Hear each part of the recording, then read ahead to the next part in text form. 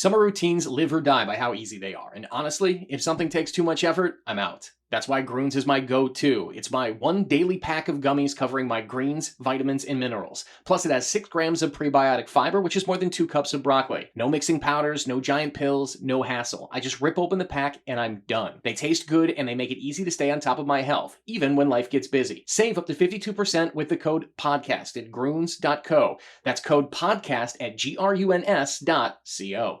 Ready for a women-forward car dealership?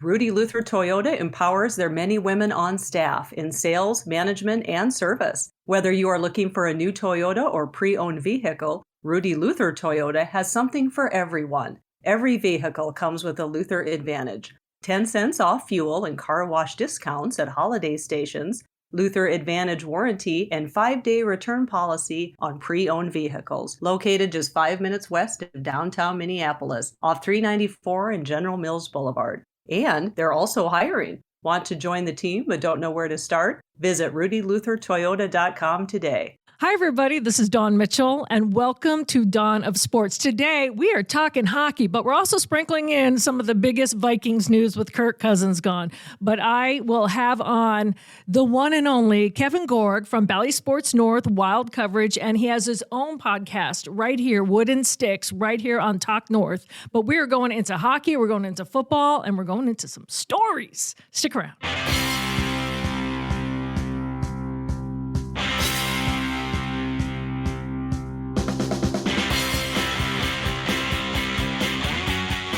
Well, this is going to be a fun day, and I think the big news about Kirk Cousins that just dropped maybe an hour or so ago is only because Kevin Gorg is on this podcast, right? Yeah, this is exciting. I got the news as I was driving over to record one of my shows, and we all kind of thought this was coming, Dawn, and we all kind of figured it was Atlanta, especially the tone that we saw at the Combine from KOC, but it's just so real now. And then you see the numbers, and I cannot blame the Vikings. I'm certain they put their best foot forward, but those numbers were way bigger than anybody thought. Huge, right? Because everyone's thinking maybe 90 million, here. So you look at that and you're like, 4 years? For how much money? He's 36. I know. With a redone Achilles. It's a roll of the dice, man. So, hey, good for Atlanta. You brought up the Combine, and when Kevin O'Connell was kind of talking, he hinted at tampering a little bit, and then he was talking a little bit more, leaning towards, I'm sure there's going to be other teams that really... I looked at that when I heard him, and I went, I don't think he's going to be here. Nope. And now the question becomes... It's so subtle, but, we pick up on it. We have to. We're also curious as to how this is going. Uh-huh. And no real free agent move at that position. So are they just planning on rolling the dice in the draft? Are they going to trade up from where they are at 11 to get one of the top 3 spots? It's fascinating. Or is Justin Fields going to be someone they consider bringing in? I think that it's all in play here. And what I always think about, too, because I work on the NHL side of things, the NFL is unbelievable. The news cycle never ends, and I'm here for it. Nope. I'm obsessed with never fantasy an off football. season for me, Kevin. It's amazing, though, Don. There's never, ever any time where the NFL is not at least a part of the conversation. And that's exactly how the NFL wants it. Yep. It's been constructed that way. And I absolutely agree with you. And, Kirk is no dummy either. First of all, his agent should go in the Hall of Fame too. Okay. McCartney, you should be there. But he also said, listen, it's not the dollars, but it's what the dollars represent.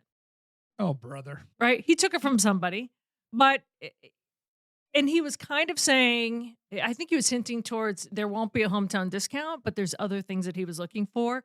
But then he backtracked, and he talked about his kids, loving his kindergarten and loving the schools. He goes, I can find another school, So when you have that, and like you said, the NFL does not take any time off. But Kirk said, hey, once March comes, beforehand, he's going to be starting to drop videos. He's going to do stuff. We all know that. But I think the Vikings need to, and I hope they already do, this is their moment that can change the franchise. This is their moment to have a plan. I don't know if getting Justin Fields is the way to go because the Bears have not developed a quarterback since, I don't know. I used to cover them. I was there 5 years in the early 2000s. There's even names like Cade McNown. There's other names like, there's quarterbacks that didn't make it. You don't want to be that. Hey, I think Kevin Warren and the Bears are going to change things and the franchise is on the move. But I think for the Vikings, they need to draft a quarterback. They need to do all they can to move up, but they can't sell the farm, obviously. You have to make Justin Jefferson happy. You have to have a guy that knows he's going to throw to JJ and get it done. Do you get another guy in the throwaway year? I think Vikings fans have had it. You can't throw away a year and wait for another pick to get up to speed. You need a top-notch quarterback. I think there's some pressure on Kwesi right now because we've seen a couple of drafts, and outside of Jordan Addison, who's a stud, and ended up being a really good pick. Mm-hmm. But, Don, outside of that guy, the rest have been a lot of busts. And so now you're in a really critical juncture for his position because the window here with Jefferson and what they're trying to accomplish going into this season now, you have no quarterback. Right. You have no running back. Yep. And you have Saquon Barkley went elsewhere. He went to Philly. So he's gone. I heard the Vikings were in the mix there too. Mm-hmm. Two pretty important positions to surround your stud tight end, your two stud receivers, and the offense that needs a quarterback and running back to make them worthwhile. This is a huge, huge sequence for this organization. This next month and a half, 2 months is everything. And on the other side, on the defense side, you might lose Daniil Hunter. Oof. What's Harrison Smith going to do? I mean, you've got so many question marks all over the table. So that's why I think they have to hit a home run with the quarterback situation and at least get a quarterback of the future and set a plan. And you're right. I think Kwesi knows that jobs depend on this decision. And it's not just one decision. It's a domino effect. Just like the dominoes are falling today, there's going to be a domino effect of the decisions they make going forward from here. Quarterback, another running back, defense, all that. And the other aspect of the pressure that they're under, the Lions are still the Lions. They're one of the better teams in the NFC. And now the Packers bring in Josh Jacobs today. They let Aaron Jones go. Josh Jacobs is a stud. They bring him in. And the Bears have all these draft picks, high-end draft picks. So this division is getting immensely harder. And it feels, at least just watching from the outside, that at least as we sit here right now and we're conversing, the Vikings are not even close to the team they were at the start of last year. So the pressure has been ratcheted up. Yeah, a lot. And so, but that's what makes it fun for us, right? Oh, God, yeah, for sure. It's like the town's melting down, but yeah, it's great for us. One of the best tweets I saw, or X's, or whatever you call it these days. But I'm still Twitter. I still call it the tweets and Twitter. Dave Berggren, who used to work, Carol 11 used to work at Fox 9, and I'm giving him a little shout out because he's always quick with the funny memes. I mean, he's a comedian too, and he's a funny guy. But he had like all these, it was a video of all these elderly people at the slot machines just refreshing, ding, ding, ding, ding. He goes, this is Vikings fans refreshing the news feed. And I'm like, that's how I felt. For sure. I got out of my hot yoga class today. I'm listening to K-Fan, and I'm looking at my phone. This is before I even turn my car on. Don't worry, I'm not doing it while I'm driving. I'm like sweating still coming into the car going, okay, oh, what? I saw what Kirk's agent tweeted, and then as soon as I saw it, I heard it on K-Fan. I'm calling my station. I'm like, this is the March Madness that is on the other side. Oh, yeah.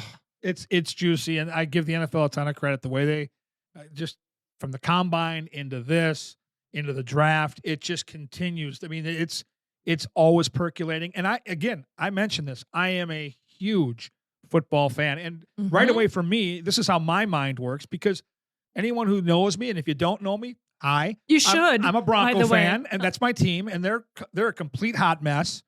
And so when this happens, I've got a lot of friends that are Vikings fans.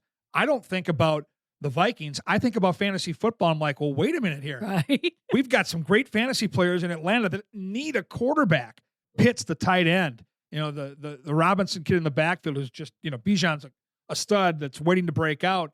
And Drake London, their receiver, now they've got a quarterback that's going to elevate their skill set. Right away, my mind goes to fantasy, of course. Of course. Well, it's also dollars, too. Right? Oh, yeah. Got to play for some money. I don't do fantasy football. What? I said, if I'm going, because like you already said, it's year round, and that's my job.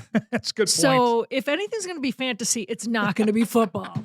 Okay? I need a break. Yeah, And someone goes, it. "Well, I just do it to be up on it." I'm like, "Come hurry up on it! I can't do it."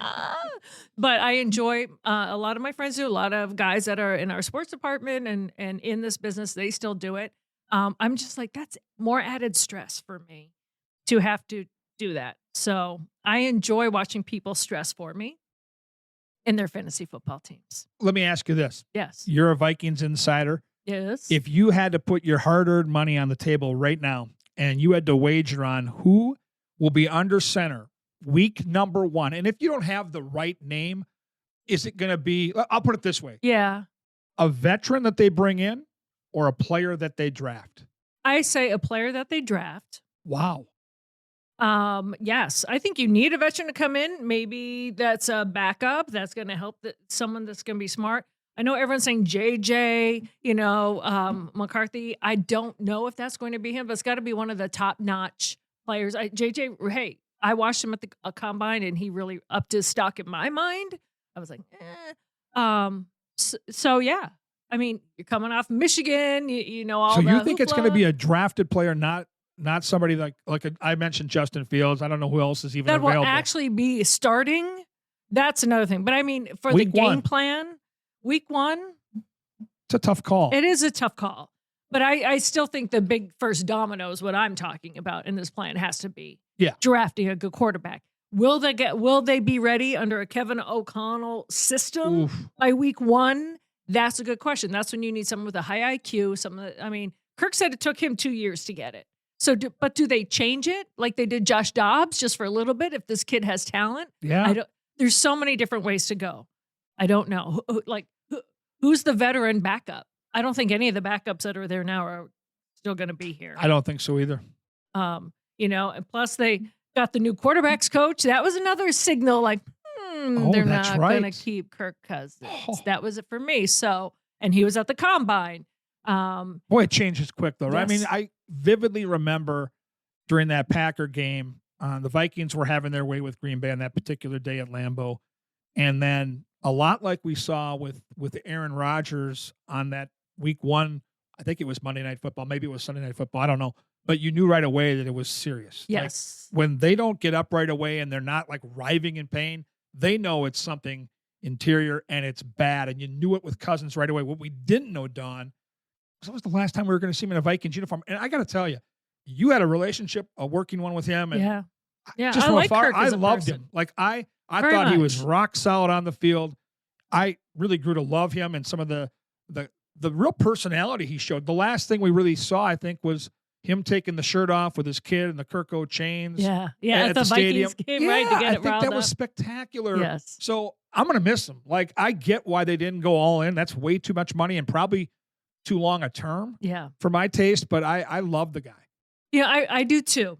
And I saw a couple of versions of Kirk Cousins as he came in, because he came in and he was thrown in and he was the guy that was weary and wary. Does that make sense? Yes. Like, okay, I've got to learn Uh-oh. this quick.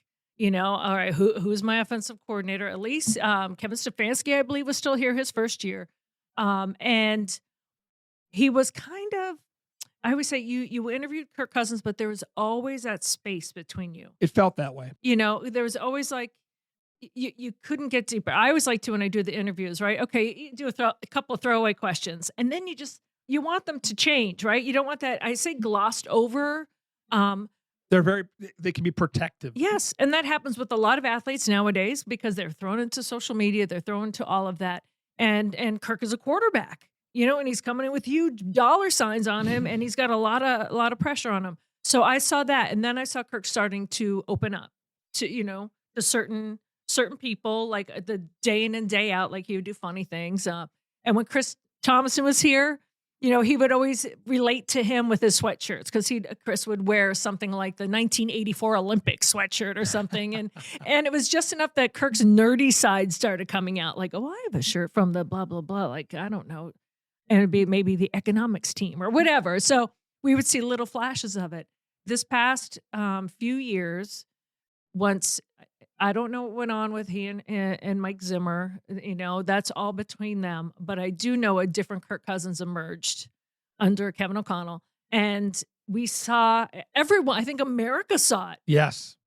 from singing and dancing to The Kirk chains on the airplane. Chains on the airplane to it all. He just seemed more relaxed, right? It felt like from afar that Zimmer was hard on him, which some coaches have that personality. Herb Brooks had that way with his hockey players where he was very hard on him and he was very buttoned up, to a guy that, Kevin O'Connell came in a little more loosey-goosey, younger guy, more of a player's coach, and that allowed Kirk to kind of show some of that personality. The Coles thing he did, that was fantastic. The Coles cash. Yeah. I enjoyed watching him compete. I really thought he was terrific, but I completely agree with the Vikings not even coming close to matching business and personal that. are totally different. Yeah. When I was on crutches all summer and I had to go to training camp and it's 98 degrees and I'm on crutches, the first person to come over and talk to me was Kirk Cousins. No kidding. Yes, to come off the field and be like, what did you do? How are you feeling? Are you traveling are you going to have to go through the airport like this? I'm like, yes. Danielle Hunter then came over and talked to me about how's your mental aspect going, because it's really hard because I couldn't get on a scooter or anything. So I'm like crutches the whole way. Oof. And that gets old, especially 98 degrees. But Kirk came over. And so it was kind of ironic then within a few weeks, now I'm off my crutches and Kirk is on crutches. Huh. And by the way, this is my little humble thing, but if you have your closed caption on, my name is spelled D-O-N, but in the show Quarterback, when he's coming off the field I watched from the Washington, and there was Dave, the security, and then I was standing there because they're like, we're going to give you Kirk. And I had a voice like this. And I wasn't sick. I just lost my voice. Like, I took all the COVID tests. I did not have a fever. I felt great. I just had no voice. And Kirk goes, I don't care. I'll still talk to her. And I'm like, I had to do this interview. They probably cut me out of it just because that girl's voice is horrible. But when he said, Dawn, we did it, and I'm like, yes, that kind of thing. I'm off camera. I'm not on it. But it's so funny. My friends go, oh my gosh, just like Starbucks, Netflix has you D-O-N. All of mine. So that said, he's a good guy. Julia's fantastic, a wonderful family. And now they're going to be near her family in Atlanta. So a new chapter begins. Well, probably the final chapter, let's be honest, at age 36. And, he had to rehab and come all the way back. We saw the video footage. He looks great. You wish him well. I think it's going to be a really good fit. As I mentioned earlier, I think Atlanta has an offense that's ready to go. They have a great offensive line, which I think will really benefit him.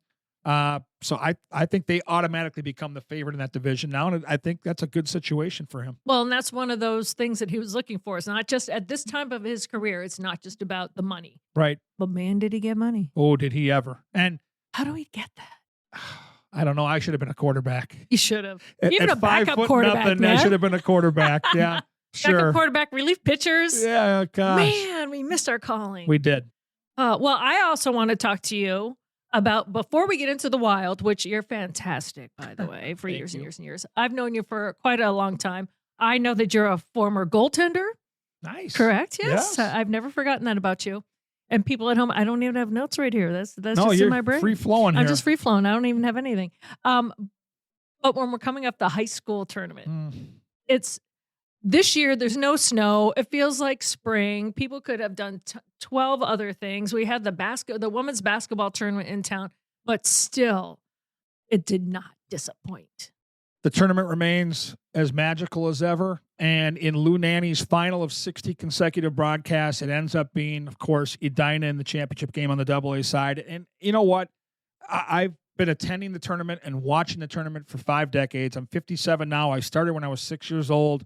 It's my favorite weekend of the year. And the hard part for me, this is year 18 covering the Wild on the TV side. We're normally out of town for a good chunk of it, but we're always in town for either one of the days early or one of the days late. So I got to go over, be a part of the broadcast on Saturday afternoon, watch the game Saturday night, celebrate Lou Nanny.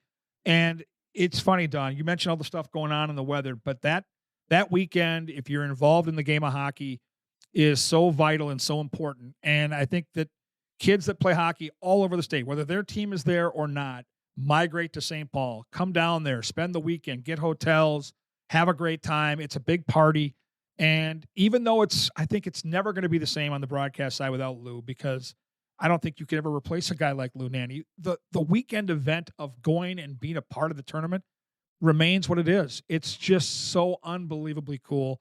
And I think that's what makes Minnesota such a unique place. Indiana has the basketball, Texas has the football, and we have that state tournament. And this weekend was a great reminder that the tournament still is as special as ever.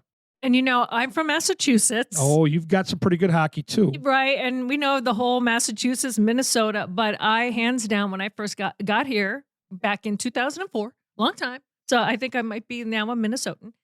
I was told about it, the high school tournament. I go, I don't know what that is. And they're like, what? And I was like, well, is it kind of like the bean pot? Bean pot's a great example. Right. And people are like, well, what's the bean pot? So I didn't feel so bad that I didn't know what the high school was. So the first time I went, I'm blown away. All of my friends back home, their sons in Massachusetts, my friend Karen specifically has 4 sons, play hockey. And they are rabid lovers of the Minnesota State Hockey Tournament. They love it. They're like, we wish we had that here. So it's not all hate between Minnesota and Massachusetts. Just so you know, they love it. And they wanted to fly. They're like, when we get old enough, we want to fly out and be part of that. When I was growing up in the mid-'80s, we had an all-star game after the high school season that featured Team Minnesota and Team Massachusetts. So I know that the hockey tradition out there is awesome. And then I've been to college games out there and got to go watch BU and walk around those beautiful campuses, Boston College, where Matt Boldy played. It is if you're a fan of hockey, you need to go to Delta Dawn stomping grounds out in Boston and walk around there. There's some unbelievable college hockey out there. It really isn't. Of course, I went to Boston College, so I'm a little partial to all of that. I'm like, BU as a campus. Joking. My friends that go to BU, don't come at me. Put the pitchforks down. BC's campus is better. For sure. But it is great hockey. And then, so for me, when I've been going around the country for my career, when I was in Milwaukee, they at least had the Admirals, which was wonderful. Yes. Which I loved. And then I went to Chicago. So I was covering the Blackhawks and the Wolves, and the Chicago Wolves won all these. American Hockey League. Thank you. Yeah, right. Because then it changed because then the I went away, they ate all the stuff. But so I felt like even when I was in Illinois and Wisconsin, I still felt hockey was lacking. I did. I was like, where you need more. Where you is gotta it? have more. Like where's the high school teams? Like what's the college? Like there was hardly anything until you went. And so when I got here, I was like, because I love hockey. My friends that have known me since first, second grade, they know I love hockey. So to come here and to be a part of it and to just enjoy both state tournaments, the girls and the boys, and to meet the godfather of hockey, Lou Haney, the best, who I adore, is one of my favorite people on the planet. It was bittersweet for me. It was tough. I felt bad. Like, it was really well handled. I didn't know, Dawn, how they were going to do it, because it's still the AA championship game, and you've got to make sure you respect the event for those kids. Yeah. But they had the ceremony ahead of time. They gave them the painting, the picture. And then when I got choked up was during the third period when they played one of his favorite songs, My Way by Frank Sinatra, and he's up there waving at the crowd and everybody's standing. He's got tears in his eyes. Man, that got me. That got me right there, right through the heart. But just to go out still on top of his game, like I listened to him all weekend, and we're broadcasters. We can critique each other like nobody else. He's still got it. Like, he's still got it. He's so sharp and funny. He's so good at what he does. And so credit to him to do that for 60 years, to do it at such a high level, and to leave on his terms. Not very often in this business can you be that good for that long and leave on your terms. And I heard that they played My Way. I was not at that game. I had to work back in the studio. I'm not much of a crier, but when I cry, it's all done. It was probably like the ugly cry. I would have been the ugly cry, because that was also my dad's favorite song. And then he used to say, for me, because I didn't do the traditional get married right out of college, have kids, I'm doing my career thing. He'd always be like, oh, this is your song too. Like, you do it your way. I'm like, of course. And so that would have had me, when I heard after, they played My Way, and this, I'm like, I was crying at my seat. I'm like, thank God it wasn't there. It was emotional. And for me, Dark Star was a big part of my journey here into broadcasting, and really a big time mentor for me. And, we lost Dark back in 2012 in June, and at his memorial service, which I was lucky enough to MC out at Canterbury Park, they played his favorite song, which was also Frank Sinatra, My Way. And I think if I look at guys like Dark Star and Lou Nanny, the song fits. Like, they had their own way of doing it. They weren't taking no for an answer. They were tremendous at their craft. And it got me. Like, I heard that song. I thought of Dark, of course. And then I thought of all of us as hockey fans. Like, this is the last time we're going to get to hear Lou do a game. And I'm sorry, it's never going to be the same. And I can say that with full confidence. No disrespect to whoever hops in that chair. It will never be as good, and it will never be the same. The tournament will live on and be brilliant like it always is. Right. Nothing can stop that machine that is the state tournament. It is unbelievably cool. But the broadcast, I'm sorry, it will never be the same. And that's really a credit to Lou and just how good he was for that length of time. Well said. Well said. I don't think anyone that's going to go forward and do it would feel any disrespect. No, you know, they would be like, that was Lou. It's like when Johnny Most left Boston. You know what I mean? Like, that's never the legends are the legends for a reason. Yep. The other thing I really loved this year that happened before, I mean, he's not going anywhere, but before he stepped down in terms of being the voice, is the fact that he, on the Wild side, got to see Vinny Lettieri, his grandson, playing a Wild jersey. I remember the first time he was brought up when he was back and forth, bouncing from the minors to, he was with the Rangers. And I was texting Lou, like, yay, because I would just tweet, Vinny's like up with the Rangers. And he's like, you know, he's like not here, right? I'm like, I know, but I just think he's a chip off the old block, the kindest kid, nicest when I covered him with the Gophers. I'm just so happy he's playing. Yes. And then when he got here with the Wild, come on. I mean, perfect story. Louis does 4 games a year out of 82. And the fact that he's up and he's playing, okay, that's fine. He's playing third or fourth line minutes. So, right. you know what? And then we're out on Long Island. They're playing the Islanders. Louis in the booth. And Vinny scores this goal. And his first ever, right? First in a Wild sweater. Right. And he's coming back to the bench, and the players are all yelling Lou. I mean, and Lou's in the booth doing his thing. Like, literally, it's just... But it's a Hollywood script. But that's Lou Nanny's life. Like, I'm telling you, from knowing him now for the better part of a couple decades, that's Lou Nanny. Like, there's just something about Louis. I've spent now 3 or 4 years on the road. He only comes to New York and to Florida for various reasons. He's got a bunch of business in both those areas. And they're also great places to go when you're on the road with the Minnesota Wild. So he's no dummy. But Louis he has that way about him where things just fall into place for Lou. And he's taken us to these incredible restaurants, and they're packed, and he somehow gets us in. We have the best table in the house. And Louis, you know what? He's from Minnesota via Florida, but even though we're in Manhattan, he's still the godfather there too. It's just remarkable. Well, if you're just tuning in now, or if you've been listening for a little bit, let's just do a little reset. I am talking with Kevin Gorg. If you're a Wild fan, you already know his name. He's the great broadcaster for Bally Sports North doing the Wild broadcast. You see him get those interviews in the intermissions as well. Former high school and college. Yeah, played at St. Thomas in college, That's played correct. at Burnsville back in the day. And it's fun to be with you, Dawn. So being a goaltender, have now friends that their kids are getting older. It's no longer like just, playing and everyone scores. They're maybe in their bantams now, and it's hard to be a goalie mom.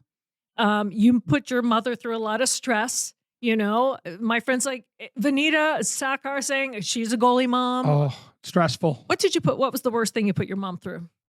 Oh, I would say... As a goalie. I know that there's probably a lot. I put her through a lot, trust me. She worked as a volunteer secretary. I went to St. John the Baptist parochial school in Savage, Minnesota, and she was our secretary. So I put her through a lot. Probably the worst of the worst would be, you brought up Bantams, so you're old enough to know better at that age. I was in the 8th or 9th grade, and we were in a championship game of our own tournament. Burnsville had this really cool tournament the weekend after Thanksgiving, and it was all the best teams in the state, and we got clocked in the championship game. And after one of the goals I let in, and I got lit up that particular night, I took my glove off, grabbed the puck, and I whipped it down the ice. And did I get in trouble, because at that game was Tom Osiki, legendary high school coach at Burnsville, who also lived in our neighborhood. So I got it once from Tom Osiki in the lobby, and then I really got it from Mom and Dad in the car. And they were just embarrassed. Like, I feel bad now thinking back, like, what a dummy. But at the time, I was emotional. I was a kid, and I just lost it. I think we got beat 10-4 in that game. And I'm going to tell you right now, it probably was no fun for her to watch me give up 10 goals, but it probably didn't matter until I threw that puck down the ice. And that's something I certainly regret.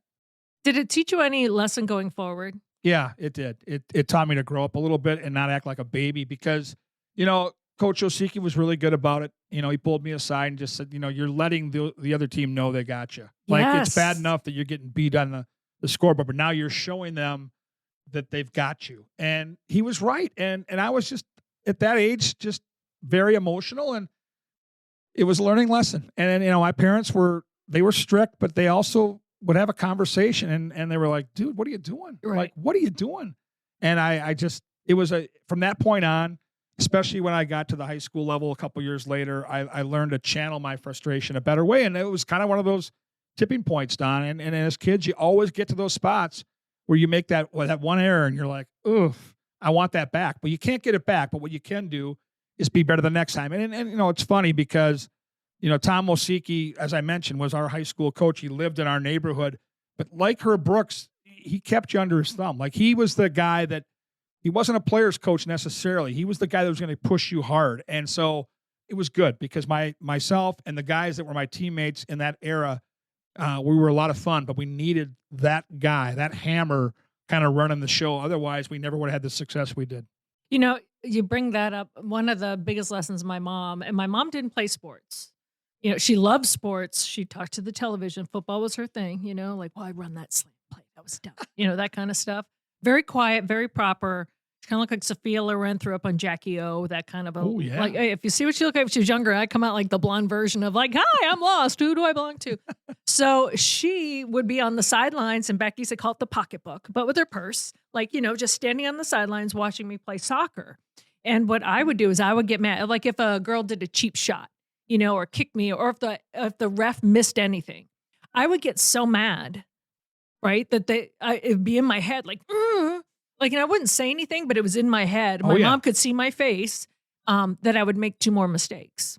Like then someone, you weren't thinking about what you're supposed to do. You were thinking about that. And I get beat. And then my goaltender would get beat because when I was younger, I was the starting line defender. So I remember my mom sitting down, and it's funny too, because I respected my mom. I loved my mom, but she hadn't played sports. Like, where my dad did, if he said something, they're like, oh, I got to do that. So my mom, she's like, driving me home, and she's like, every time you let them get in your head, you let them get the best of you, and you make 2 mistakes. You go, well, Mom, like, I'm thinking, you don't get it, right?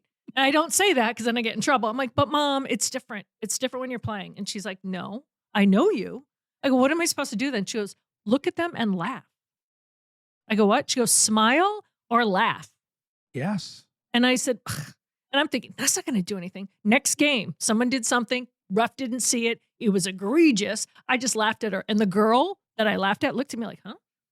And I got the ball and I brought it upfield and I scored as a defenseman, right? I'm like, wow, my mom is brilliant, right? So it's the same thing. I take it into broadcasting, where if I make a mistake, you trip up on a word, if you get mad, you're going to make 5 more. Yep. Just go with it. Like, if I trip up on a word, you just keep going. Right. Yeah. People don't want you, they don't want to feel awkward watching you. You make a mistake, you just keep on going. Who cares? But I remember that, like that, those lessons that your parents give you. It's amazing how they carry over, right? They do. They carry over into all your life. And I think that's the beauty of sports at any level. And I told my kids, because my daughters, I have 3 of them, they weren't into like sports, but they got into like competitive cheerleading, and one got into lacrosse. I said, I don't care how good you are.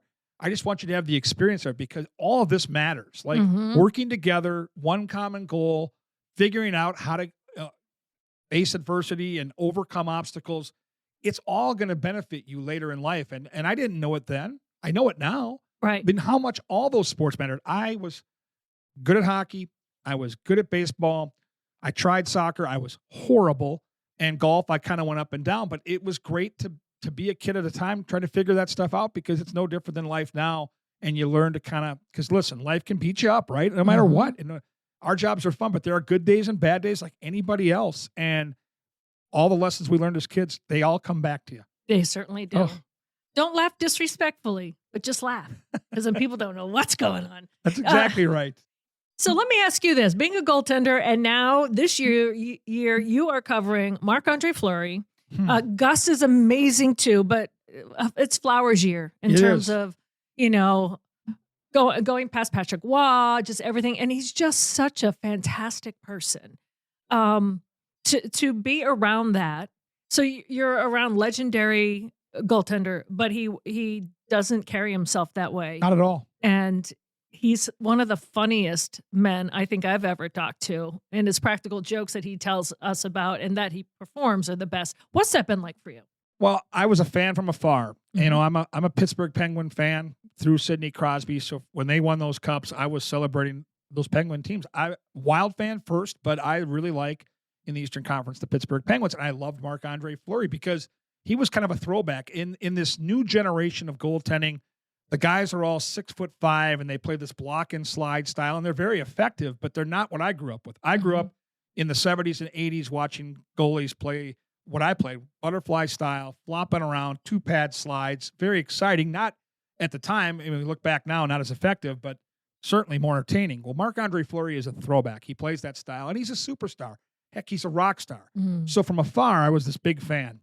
And on trade deadline, we had no idea that was coming. And all of a sudden, we get the update that Marc-Andre Fleury is coming to Minnesota, and I lose my mind. I'm like, I'm like giddy. Exactly. So they flew down and got him, and it just so happened that afternoon, when he made his first appearance at the XL Energy Center, I was walking into work, and I got to carry his sticks. Billy Guerin actually had his bag, and it was a really cool moment. And we struck up a conversation. I mentioned a long time ago that I was a goalie.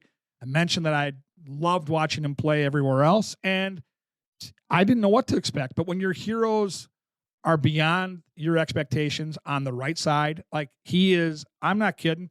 I've done this for almost 2 decades. I have never covered anybody as nice or remarkable as Marc-Andre Fleury. So we're all sitting here, and I tell my coworkers, like, listen, we're going to be telling our grandkids about this time. Like, this era of wild hockey is going to be something we talk about to the day we die. Like, it's that special. Like, we've never covered a Hall of Fame player ever.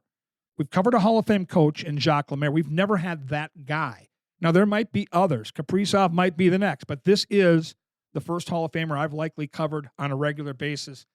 And the conversations, the practical jokes, the interviews, the chemistry, you can't fake it. Like, it's just, there's something special. I'll give you an example. We're just in Arizona playing the Coyotes last weekend. We get done with the game. He played great. I got to interview him. All kinds of good fun. Same day as the day that Duhaime, one of the guys that's in one of those practical joke wars with him and all the shenanigans, gets moved to Colorado, where we're going for the next day. So we're getting ready to leave Mullet Arena in Arizona, and he's always one of the last guys on the player bus. I'm on the media bus, but I'm watching out the window, and he's having a conversation with the Detroit Red Wings equipment manager because all the Red Wings bags are sitting there waiting to get moved in. They're playing in there the next night. And all of a sudden, they pull 3 bags off the pile, and he starts fiddling with their skate laces and doing these things. He's Is it Duhaime's? No, it's not Duhaime's. It's the Red Wings. Oh, the Red Wings. Yes, so he's got right. 3 of their bags, and he's done something. We don't know which players they were. Oh. So now we go to Colorado, and I mentioned to him that Duhaime believes that you're going to behave because he just got traded, and it's been a tough 24 hours. You go, oh, yeah, we've got a truce. Everything's cool. So the game goes off. It's a hell of a hockey game. Flower doesn't play. Gustafson plays great. And I'm getting on the airplane after. And as I'm walking by, because we sit in the way back of the plane, the players are in the middle, and he tugs on my sport coat. He goes, do you want to see something? I'm like, sure. So he pulls out his phone, and the equipment manager for the Avalanche, who he had negotiated to deal with, shows me these pictures of what were his dress shoes. And he went to the store and got these cartoon mouse covers for these shoes with these big floppy ears. So when Duhaime got in the locker room after the game, he's got these floppy mouse shoes waiting for him in his stall, and there's a little note from Marc-Andre Fleury. That's the guy that he is. Like, he is the genuine article.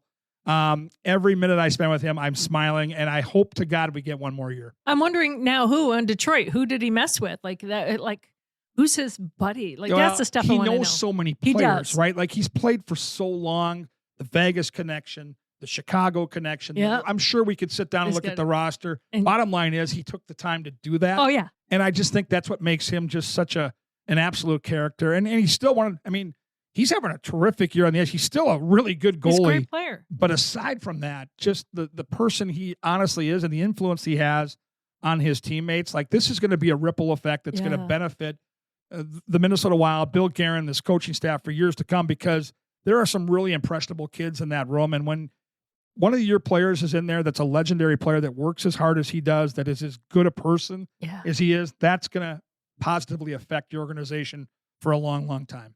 I have an assignment for you. Okay. When I sat down last year one-on-one with him, and I asked him, I said, hey, we know about some of your pranks with, Sid and everything. What is your best one? And he wouldn't tell me who. So I need to find out who. And I won't broadcast it, but you need to at least report back. His favorite, and you might know it, but he said, well, one of my best pranks is, and I won't say who, but we were, and his accent is so cute, right? It is. And he's like, so, I had to get the hotel involved. So he said, sometimes when you get out of the elevator and you're on your floor, there's like a little lobby area, and some of them are small, some of them are big. This one was big. I said, okay. He goes, we recreated his bedroom.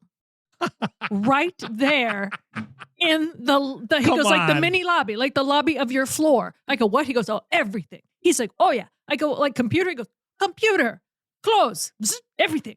He goes, oh, bed, everything. So he goes, so we're going in the elevator. He goes, the door opens, whoop, and it's his room. And he goes, that's incredible. And I'm like, oh my God. So now I'm like, you're not going to say who? He goes, no, I don't think he's still over it yet. Yeah. He goes, I don't know if he's over it yet. I have to find out. I'm like, that is the guy. And also the other thing that stood out to me in the interview is I said, your smile is amazing. I go, it's infectious. Like some people don't have infectious smiles. They've got beautiful ones, but like yours is kind, but like it just makes you smile right back. And I said, when did you know you could use that? And he said, when he was with his billet family, right? He said, I didn't really know a lot of English. And he was a teenager. He's away from his family. And he said, his billet mom just said, if you don't know anything in English, just smile. You'll get away with so much. And he goes, and I do. I'm like, I love this guy. Yeah, so he's just a great, great person. He really is. And I really truly believe that, you wonder over the years, we have these great gigs, right? You've mentioned some of the conversations you had with Cousins, some of those Vikings players. I sometimes have to pinch myself. And I go back to my very first year of traveling back when it was Fox Sports North, and I'm on the road for the first time. This was 17, 18 years ago, and I'm on the plane, and I don't read a lot of books. I don't. I watch a lot of movies, but books I don't read much on. But I had a book by one of my childhood heroes, Ken Dryden. Mm-hmm. It was called The Game.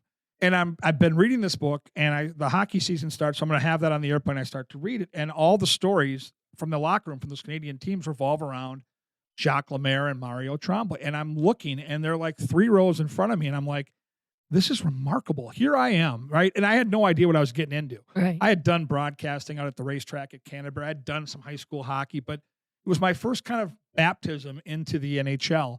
And it hit me at that point just how lucky I was. Like this is, and I feel the same way now, circling back nearly 2 decades later, working with Marc-Andre Fleury. This is going to be a moment in time that I will have special to my heart forever. Because of the goalie he is, but more importantly, because of the person he is. And it's a blessing for sure. We're very, very fortunate to have the gigs we have. Mm-hmm. And whenever I have a bad day, which we all have bad days, I think back to some of those memories. It's like, oh, this is fine. It'll be good. It'll be good. It'll be good. And I'm going to kind of take that a next step into it'll be good. Coming off their last game in overtime. Wow. Right. Boldy. All right. I know Boston College. I have to say that every time. Boston College. I put my hands up in the air. Boston College. Who's having a phenomenal year himself. He is. But I also want to talk about the aggressive mindset that John Hines had by pulling. Another Massachusetts guy, by the way. Hello. We're all over the place. I know you are. Billy Guerin. Hello. Right. Yes. Boldy. We're just everywhere. How about the move, though? I had no idea. The move. I did not know. Because you might lose that point. I didn't know that. I've been around hockey all my life. I did not know that if you pull the goalie in overtime and the other team scores, you lose that point. You don't get that overtime point. And the other thing I didn't know, because sometimes in this game, we've seen teams try to put a goalie on the bench, get an extra attacker, and then quickly get him back on the ice. If you do that, it's a penalty. Yes. So this was the ultimate roll of the dice. Yes. We need 2 points, and we're not leaving without them. And then the cute interview with Boldy after the game where he admitted he didn't know. And he's like, well, I guess it's fortunate we scored. And he had a big smile on his face. That to me is it was the kind of win, and they're in a dire spot. They're still 6 points out. I'm not going to paint any rosy picture here, but they're at a point right now where a win like that can really do something for a hockey team. And the schedule finally lightens up a little bit this week after monster showdowns with some of the best teams in the league for a couple of weeks here. And Nashville's one of the hottest teams, so beating them. But now you get the Arizonas and the Anaheims, and even that game at St. Louis next weekend doesn't seem as daunting because of the way they won that hockey game. Physical, playoff-style game, hottest team in the league, came in 10-1 in their last 11, had just beat you 6-1 the week before. There was something about that game, and then the way that John Hines threw all his chips in the middle of the table and set them all in here, I think it really helped their psyche. I know when he pulled that, I was like, what? Because I knew that they were going to lose. I knew that they could lose the point, and I was like, that's aggressive. That's crazy. I like it. It better it pay now. off. I know. It better pay off. And then when it did and it was boldy, I was like, oh my gosh, that was just awesome. Like that's what I said. I hope it can kind of move the needle and move it forward. I give them credit. And I've been around this thing all year. It's felt like 2 years. I'm not going to lie to you, with the injuries, with the trip to Sweden, with some of the things that have gone on, the coaching change. All the players and I have had this conversation. I had this conversation with Brodeen and Spurgeon before Christmas. It feels like this has been the longest year. Mm-hmm. To their credit, they will not go away. They will not quit. They will not fold. And if you look at the core of this hockey team, from Kaprizov to Ek to Brodeen to Foligno, these guys have guts, Don. They have the type of guts and courage. Like they want it so bad. They play through injuries. Ek tried to play on a broken leg last year. Foligno, I know, is not healthy right now, but he's just working his way through it, dropping the mitts to protect teammates, all the little details that just tell me that in a couple years, and I mean this, they are going to be in a really good place. They're going to have that $15 million back off the books that they can spend. They're going to have young talent that's rising. The Brock Faber thing this year, the Marco Rossi thing this year. We haven't even talked about Brock. Seriously, this team is set up, and I know Wild fans are sick of hearing this. I understand it. You bang me on Twitter all the time. I get it.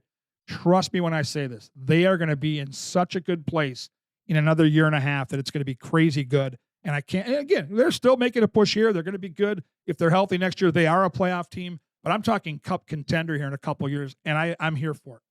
What is the main difference between Dean and John and how the team has responded? I know sometimes you have to fire a coach because you can't fire the players, right? I mean, if you need to do something, that's a drastic move, and Bill Guerin is not above doing that. Right. But now that things tempered down after that first initial whoosh, we got a new coach, we better be on our P's and Q's. What's maybe the personality difference or the style difference, or is there not much after that? I don't know. It's pretty subtle. I mean, if you watch the way they play, the system isn't really that different. Right.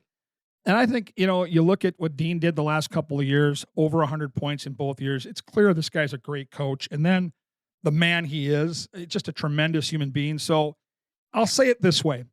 Every coach gets to a point where they have tried different things. And when teams get into a funk, they're in their own head, right? The Wild were better than they were playing. We all knew it. They were losing close games. That game in Detroit that ended up being Dean's last game, late November, they just looked like a fragile outfit. So Billy Guerin was put in a tough spot where he knew he was losing a really good coach. Dean's got to go somewhere else and do really well. Yeah. I know that.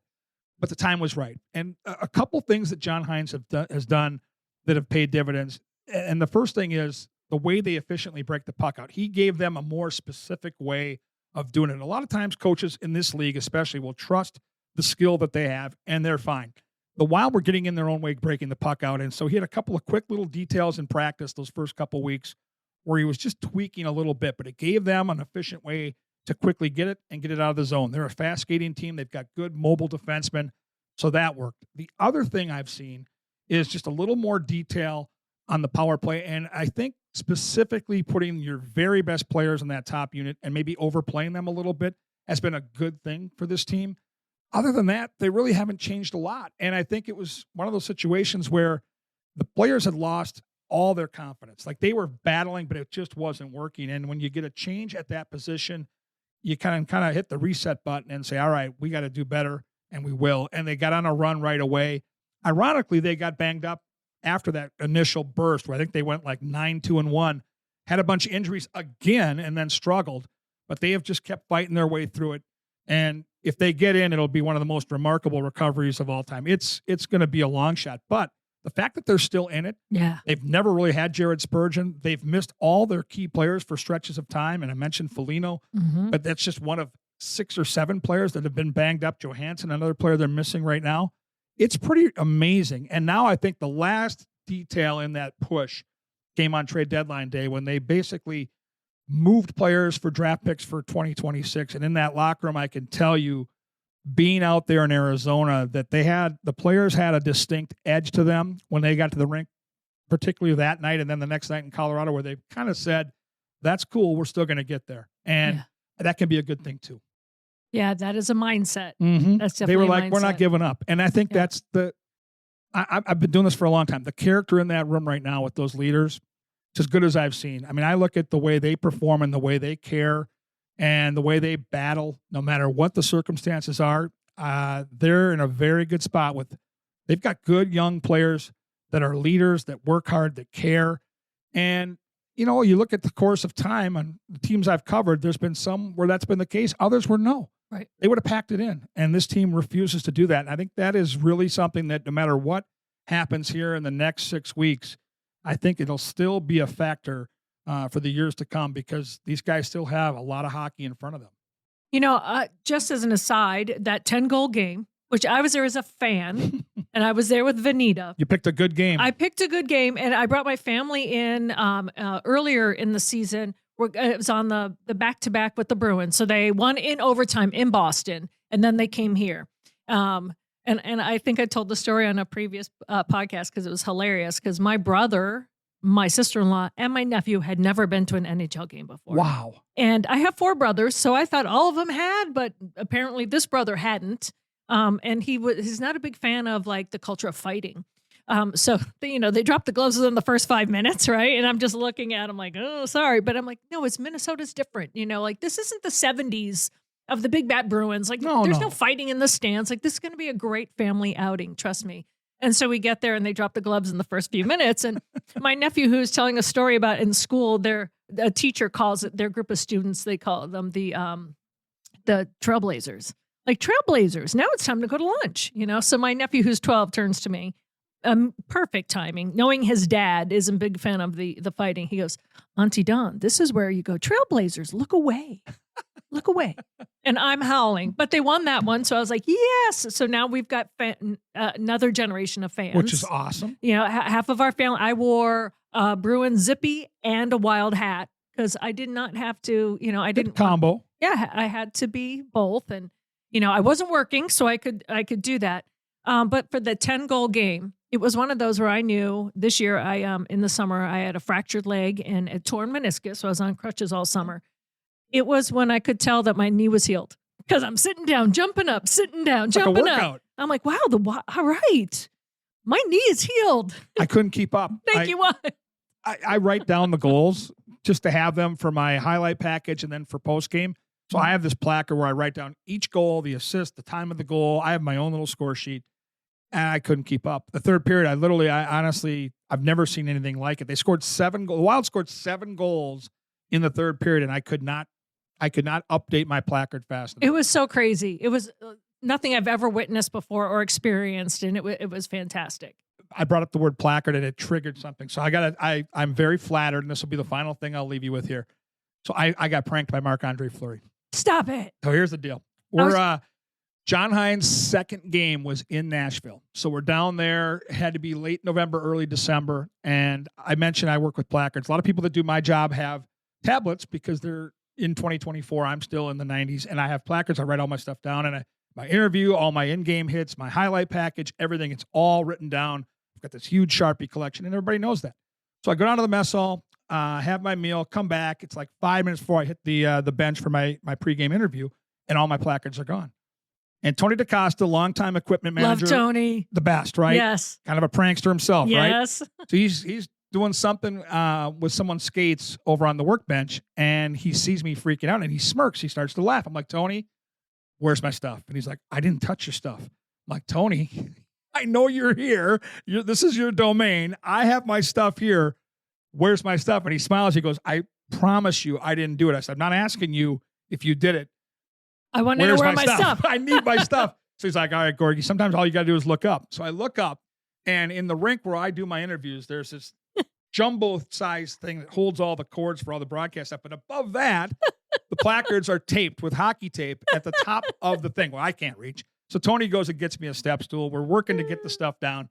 And I go and get my interview going, and everything's fine. What I didn't realize is while all this was going on, our camera guy was warming his camera up in my interview position outside there, had the whole thing on videotape. So I hope that Flower doesn't come to this podcast because we're going to circle this thing back on him. So during the game, second intermission, the player's coming out to do an interview. He pokes his head out before I think it might have been Duhaime, ironically, comes out and says, Gorg, did you find your papers? I heard someone took them.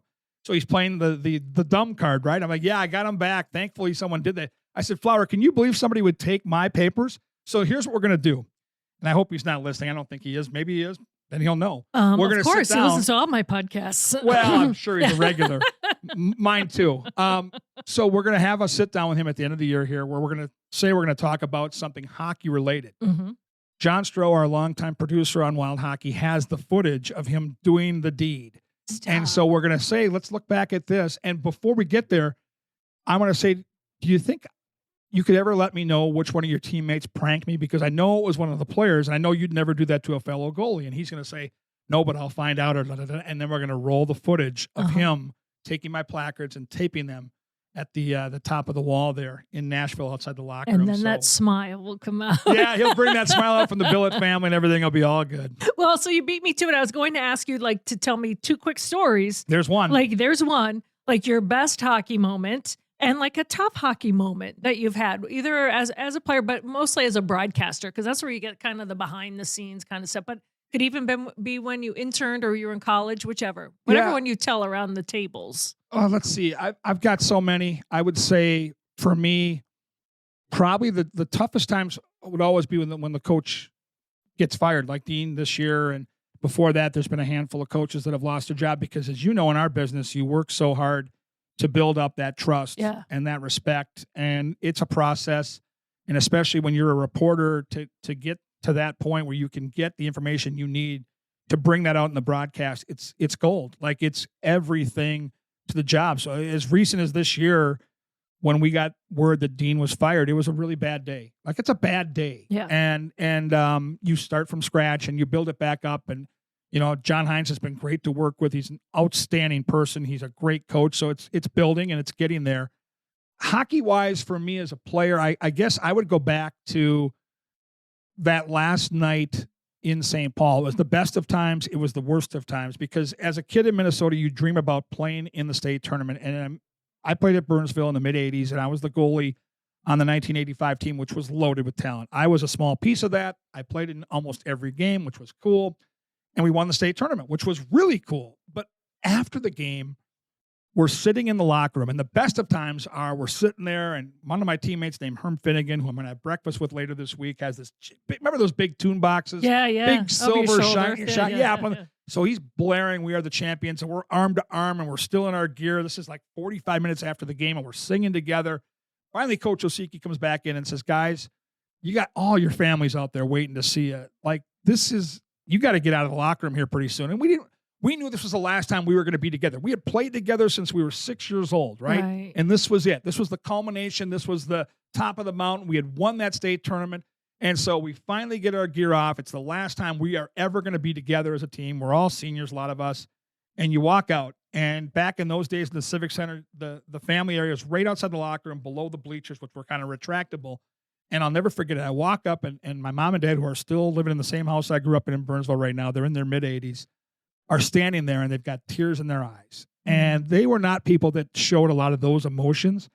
And it was like a lightning bolt dawn. It hit me this wasn't just about me. When you're an 18-year-old kid, you always think it's all about you. Right. And all of a sudden, it's oh, my God, this was their journey too. All the hours, driving to the rink at 6 o'clock in the morning for practice, sacrificing so many things on their end to get me the equipment that I needed, the hockey schools, all that time, the ups and downs, the journey had ended, and they had been there every step of the way. And it was so unbelievably emotional.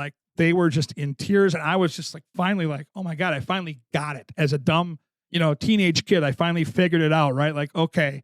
And it just was awesome. And so when I say best and worst of times, it it was sad because that was it for us as hockey players at Burnsville. And it was great because we had done everything we could possibly do. And it meant so much to not just us, but to our families. And it was a tight-knit bunch. And it was just an awesome, awesome time. Oh, I love that. You talk about, I didn't play hockey. I played pond. Oh, yeah. Beefy Mahoney across the street. His name was Wayne Mahoney, but he was like 6'4", like in sixth grade. Beefy Mahoney. He'd hip check me across the pond, right? So love it. I played pond hockey, but I never played. I was a soccer player, soccer, basketball, track. But when I was interning in college, and plus I loved hockey. You know what got me into watching? My mom would listen to it on the radio. Oh, she would listen to it on the radio, and that was my time to stay up with my mom. My dad, my brothers, I don't know hockey. My oldest brother, who's a huge hockey fan, and then when I was on air at Nesson, and I was the Bruins studio host, and all the guys, because he did drywall and construction, like, oh, you taught her everything, but he goes, she taught me. I don't know anything about hockey. I loved it. My parents bought me my first TV so I could watch the Bruins games when we all went to bed, as long as I wasn't loud. My mom said, I would go, yes. And that's one. But I loved Dave Shea doing those interviews in between. Like, that's what got me into broadcasting. Wow. Those interviews in between, because the guys took their helmets off, and in just 2 or 3 minutes, he would talk about, hey, and they're sweating, they're in the uniforms, but they actually went up the old Boston Garden stairs into the small little room. I remember those. And they did these interviews. And I said, I want to do that. And that's what I love. So keep that in mind. That's why I did it. So I'm interning at WBZ, and it is now, I forget what team they're playing, but it was Lake Superior State was in town, and it was at the Harvard Bright Arena. And that's when Lake State was really, really good. So I'm dating myself because they haven't been good for a while. Sorry, Lake Superior State. My friend Zach Trotman, I know. Awesome.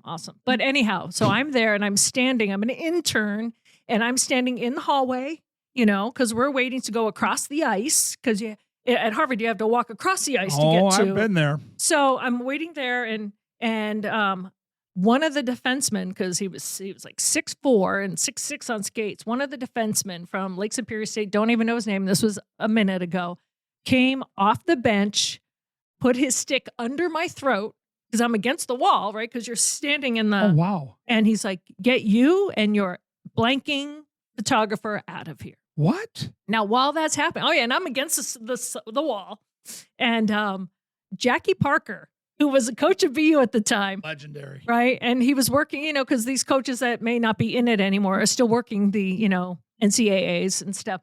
And he's if you don't know him, he's this feisty guy, right? So he's kind of like, he walks fast. And I saw him out of the corner of my eye because he's walking down the hallway, and he kind of like looked in, and he did one of those. And came right back and ran at that guy. And he was a fraction of the size of this hockey player. And he basically picked him up by the jersey, put him back on the bench, and he was like, I don't know what happened, because I'm sure Jackie Parker gave him the business, Don. Told his coach. So I was like, okay. Because I had a little mark under my neck. Jeez. I like from the stick. And people are like, so I get back, and Don Shane, dearly departed, I loved him, former broadcaster. He's a legend in Detroit after he was in Boston. He went on air and called him Lake Inferior State because of me. He didn't say what had happened, but that's what happened. So my friend's like, do you still like hockey? I go, I love it more than ever. I go, I went to BC and Jackie Parker saved me. BCBU? Are you kidding me? Does it get any better than that? Doesn't get any better than that. And that's awesome. You stick around long enough, and you'll see it all. I thought you were going somewhere else. I thought he was going to come over and help you across the ice. I didn't know he was going to put a stick on your throat. No. What a jackass. But this is where the emotions get. Like, you talk about being young and being dumb, and the emotions of a game, and they were losing, kind of gets to you. I suppose. And but I still remember that, and I still call them Lake Inferior State in my mind. I won't call them that on air. They just played. You just did. But can you imagine if that happened today? Yes. With social media? No, it would never. Big trouble. Anyway, we digress. Well, Kevin, we could tell stories all day long. Brandon's like, what are we doing here?